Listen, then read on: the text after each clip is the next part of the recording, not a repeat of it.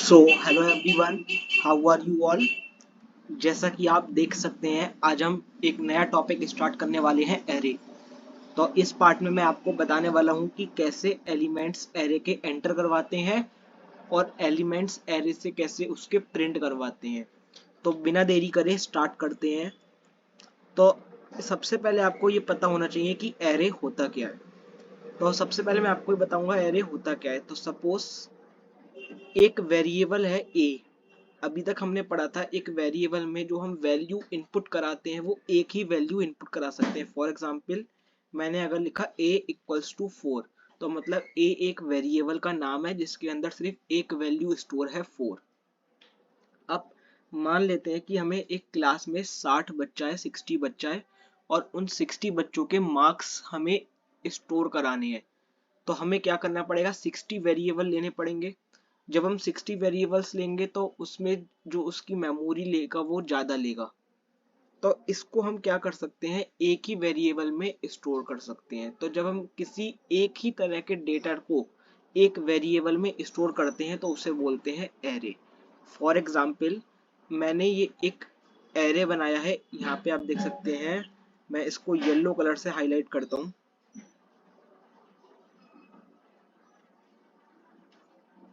तो यहाँ पे आप देख सकते हैं मैंने एक वेरिएबल लिया है a, और आप देख सकते हैं स्क्वायर ब्रैकेट में मैंने लिखा है 5।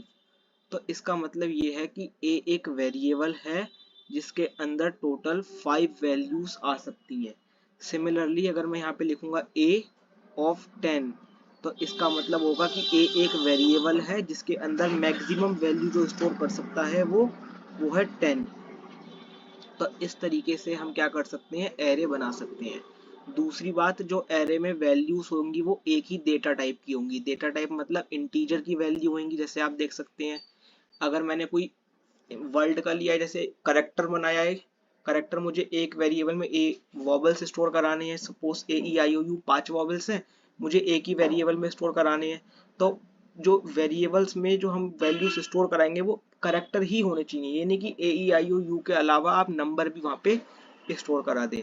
तो यहाँ पे मैंने देख सकते हैं आप, एक ऊपर वाला एग्जाम्पल में मैंने एक एरे बनाया है ए, और एरे को डिक्लेयर कैसे करते हैं, इन स्क्वायर ब्रैकेट से। अगर ये स्क्वायर ब्रैकेट है तो उसका मतलब मैंने एरे बनाया है और उसमें जो मैक्सिमम वैल्यू है वो 5 आ सकती है।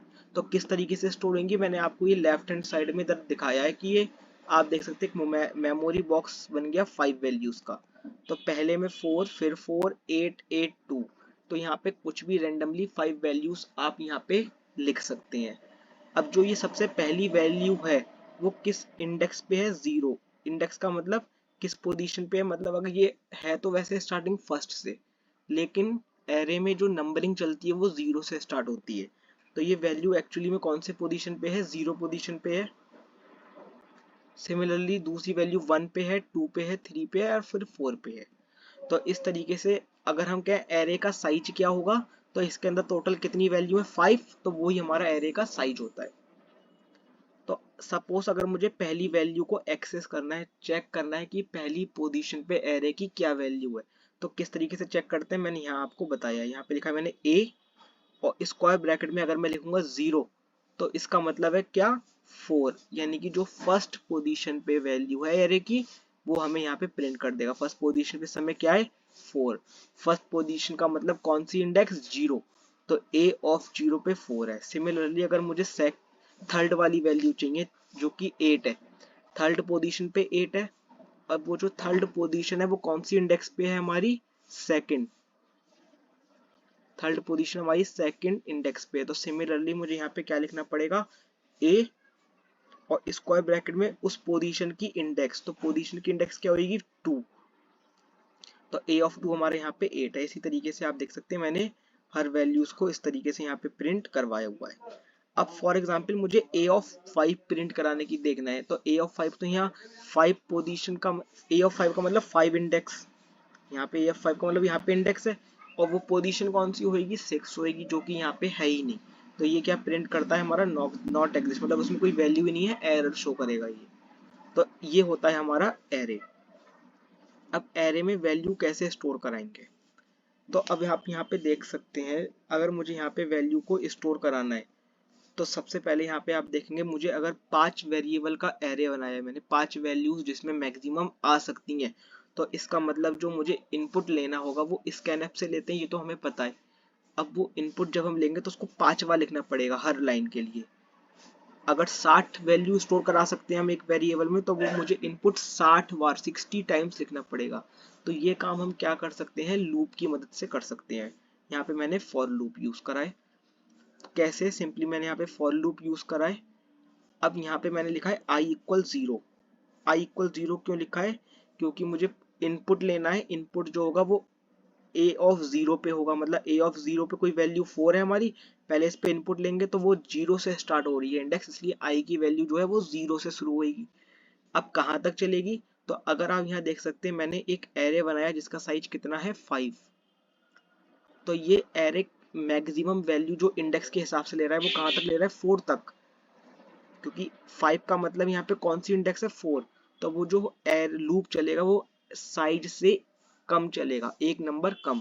तो यहाँ पे आई लेस देन साइज और आई प्लस प्लस, मतलब आई की वैल्यू हर बार इंक्रीमेंट होगी।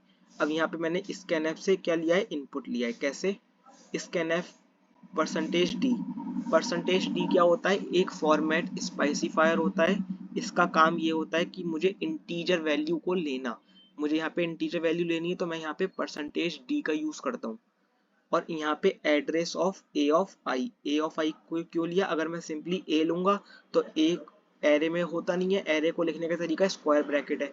अब मुझे इनपुट लेना है ए ऑफ आई, इसका मतलब ये है जब आई की वैल्यू 0 होगी, जब यहाँ पे आप देख सकते हैं आई की वैल्यू कितनी होगी हमारी 0, तो ये अंदर जाएगा इसके लूप के अंदर, इनपुट लेगा ए ऑफ आई का मतलब ए ऑफ 0 में, ए ऑफ 0 का मतलब ये वाली पोजीशन पे वो इनपुट मांगेगा, तो यहाँ पे हमारा एक एलिमेंट आ जाएगा।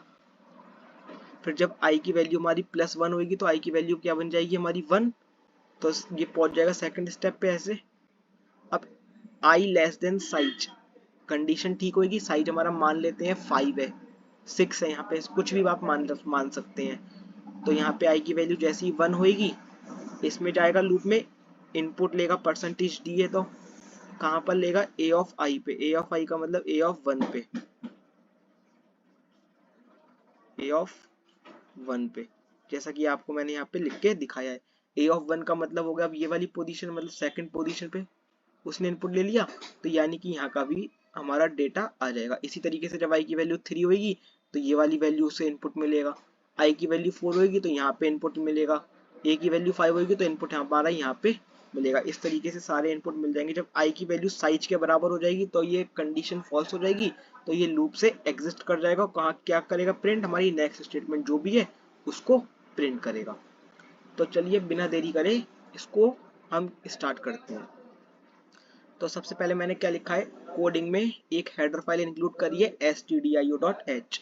ये क्यों इंक्लूड करते हैं, अगर मुझे इनपुट लेना है या आउटपुट प्रिंट कराना है तो मैं scanf और printf फंक्शन का यूज करता हूँ। और ये जो फंक्शन है इनका मतलब जो है वो इस लाइब्रेरी के अंडर डिफाइन है। अगर मैं ये नहीं लिखूंगा तो कंपाइलर को printf और scanf का मतलब नहीं पता चलेगा। दूसरे में मेन मेथड है, मेन मेथड क्यों लिखते हैं, अगर मेन मेथड नहीं लिखूंगा तो हमारा प्रोग्राम ही रन नहीं करेगा, प्रोग्राम रन हमेशा मेन मेथड से करता है। अब हमने क्या लिखा, एक एरे बनाया है ए ऑफ 10। तो ए ऑफ 10 का मतलब जैसा अभी मैंने अभी थोड़ी देर पहले बताया, ए ऑफ 5 का मतलब एक वेरिएबल ए है जिसमें 5 वैल्यू आ जाएंगी। ए ऑफ 10 का मतलब एक वेरिएबल ए है जिसमें 10 वैल्यू आ जाएंगी, maximum 10।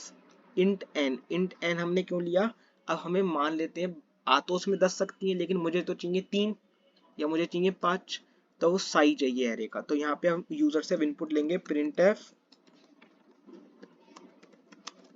enter the size of an array।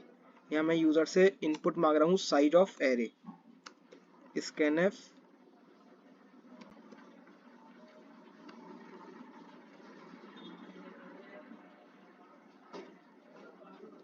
तो मैंने यहाँ पे यूजर से उसका एरे का साइज मांगा है। तो फिर अब हमारा काम क्या है, प्रिंट करवा रहा हूँ मैं enter the elements in the array. अब मुझे एलिमेंट्स को इनपुट कराना है, तो मैंने अभी आपको बताया फॉर लूप का यूज करेंगे। फॉर कहाँ से स्टार्ट करेंगे, i इक्वल्स टू 0 से, और ये लूप कहाँ तक चलेगा, I less than size of array. तो जो हमारा एरे का साइज है वो इस समय क्या है, एन है। तो यहाँ इसके हिसाब से जो लूप है वो कहाँ तक चलेगा, एन तक चलेगा, लेस देन एन तक। और आई प्लस प्लस,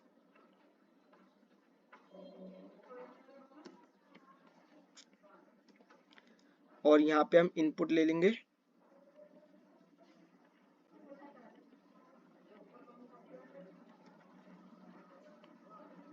स्कैनएफ फंक्शन की मदद से यहाँ पे हम इनपुट लेंगे। तो सिंपली मैं यहाँ लिखूंगा स्कैनएफ %d, और मुझे इनपुट लेना है कौन सी पोजीशन पे, a ऑफ 0 पे, 1 पे। वो कौन देगा हमें पोजीशन, वो देगा loop, means a of i। I hope इतना आपको ये समझ में आ गया होगा। तो ये काम हो गया हमारा इनपुट का। अब हम बात करते हैं, अब मुझे एलिमेंट्स को प्रिंट कराना है, तो मैं क्या करूंगा, प्रिंट कराने के लिए क्या करते हैं, तो ये आप ध्यान से अब देखिएगा। तो जैसे कि अभी आपने देखा, इनपुट कराने के लिए हमने ये यूज करा, अब प्रिंट भी सेम वैसे ही होगा। वहां पे बस हम क्या करेंगे, इस स्कैनएफ की जगह प्रिंटएफ वाली लाइन लिख देंगे सिंपली। तो यहाँ पे सिंपली फिर से अगेन लूप चलाएंगे फॉर i इक्वल्स टू 1 से i इक्वल्स टू 0 से i लेस देन n तक i प्लस प्लस। और बस हम क्या करेंगे, यहाँ पे स्कैनएफ की जगह हम सिंपली यहाँ पे लिख देंगे प्रिंटएफ %d, और यहाँ पे प्रिंट क्या कराएंगे, जो उस पोजीशन पे है। तो अगर मुझे ये प्रिंट कराना था, तो यहाँ क्या मैं एड्रेस का ये यूज कर रहा था उस समय, नहीं, simply a of i, simply a of i। तो ये हो गया हमारा कोड कंप्लीट। और फिर यहाँ एक स्टेटमेंट लिख देंगे, रिटर्न 0 हो गया। अब इसको मैं रन करता हूँ। आई होप आपको ये कोड समझ में आया होगा। पूरा देख सकते हैं आउटपुट में ही कह रहा है enter the size of array. तो लेट से मैंने लिखा 5 और एलिमेंट्स डाल दिए मैंने 1 2 3 4 5। तो हमें आउटपुट में क्या मिल गया, elements in the array are 1 2 3 4 5। So I hope आपको ये समझ में आया होगा कि कैसे हम एरे में एलिमेंट्स को क्या करते हैं, एंटर करवाते हैं, और कैसे उसके एलिमेंट्स को हम एक्सेस या प्रिंट करवा सकते हैं। और अगर मुझे इसमें थोड़ा मॉडिफिकेशन करना है, तो इसको और मैं डेकोरेट करके भी लिख सकता हूँ। जैसे मैं यहाँ पे प्रिंट एफ में क्या कर सकता हूँ, इस तरीके से प्रिंट ए ऑफ, इसको मैं जूम करके दिखाता हूँ, तो और इसको अच्छी तरीके से ए ऑफ